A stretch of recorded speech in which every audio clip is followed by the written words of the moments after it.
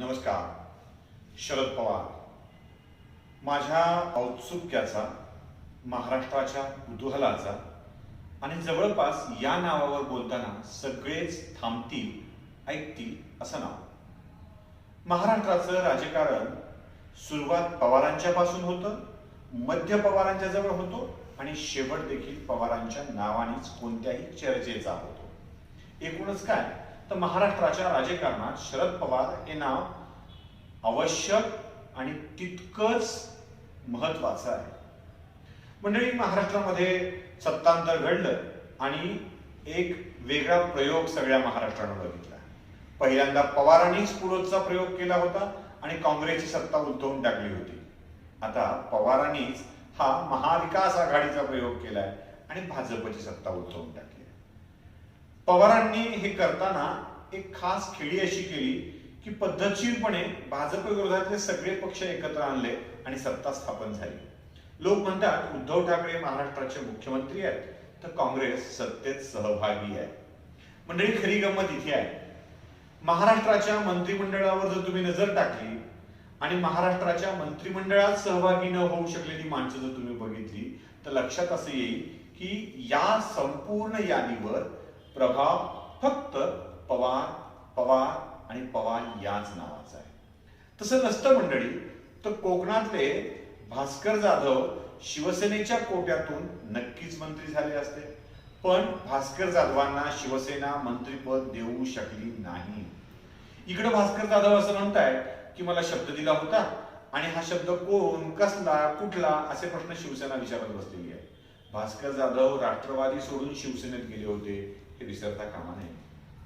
दीपक केसरकर असंच एक नाव राष्ट्रवादी सोडून शिवसेनेत गेलं, पण दीपक केसरकरांनाही यावेळी शिवसेनेतून मंत्री होता आलेलं नाही. शिवसेनेनं ज्यांची ज्यांची नावं या यादीतून कापलेली आहेत ना, ती सगळी नावं जर आपण एकदा तपासली तर आपल्या लक्षात येऊन जाईल की शिवसेनेच्या मंत्रीपद नाकारण्याच्या यादीवर पवारांचा आणि पवारांचाच प्रभाव आपल्याला दिसेल. बाबरांचं नाव कसं कटलं? शिवसेना ज्या बाबरांना आपला ज्येष्ठ नेता मानत होती त्या बाबरांचं नाव कसं कटलं याचा देखील विचार करणं आवश्यक आहे. अनिल परब अजून एक नाव आहे ज्यांना मंत्रीपद मिळणं शक्य होतं. शिवसेना ज्यांना मंत्रीपद देऊ शकली असती, शिवसेनेनं त्यांनाही मंत्रीपद देणं टाळलंय. बाबर, परब, जाधव, केसरकर ही सगळी नावं वगळताना एक गोष्ट प्रकर्षानं दिसते की यांनी भूतकाळामध्ये शरद पवारांशी पंगा घेतला आहे. जो पवार के साथ पंगा लेगा वो मंत्रिमंडळाच्या बाहेर असेल हे सूत्र पवारांनी या राजकारणामध्ये ठसवून दिलेलं आहे. मंडळी, फक्त शिवसेनेवर आहे का? तर काँग्रेसची यादी बघितली तरीही या यादीवर पवारांचा प्रभाव आपल्याला दिसतो. देशमुखांच्या परिवारातून कोणीतरी मंत्री होईल आणि चांगलं मंत्रीपद मिळेल असं अपेक्षित होतं. अमित देशमुखांना वैद्यकीय शिक्षण आणि सांस्कृतिक सरकार खातं दिलं होतं. जिथून विलासरावांच्या आयुष्याची सुरुवात झाली तिथंच अमित देशमुखांच्या सांस्कृतिक खात्यापासून आयुष्याची सुरुवात, राजकीय आयुष्याची सुरुवात होते आहे. प्रणिती शिंदे महाराष्ट्राच्या मंत्रिमंडळाच्या बाहेर आहे. पृथ्वीराज चव्हाण महाराष्ट्राच्या मंत्रिमंडळाच्या बाहेर आहे. जे जे पवारांना मंत्रिमंडळात नको होते, ज्यांचा प्रभाव नको वाटत होता, ती सगळी मंडळी मंत्रिमंडळाच्या बाहेर गेलेली आहे. मंडळी, इथेच खरी गंमत आहे.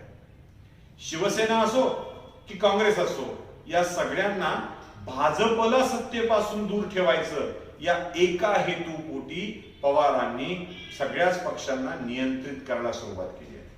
मंडळी, पंचपक्वान्नाचं ताट शरद पवारांच्या समोर आहे.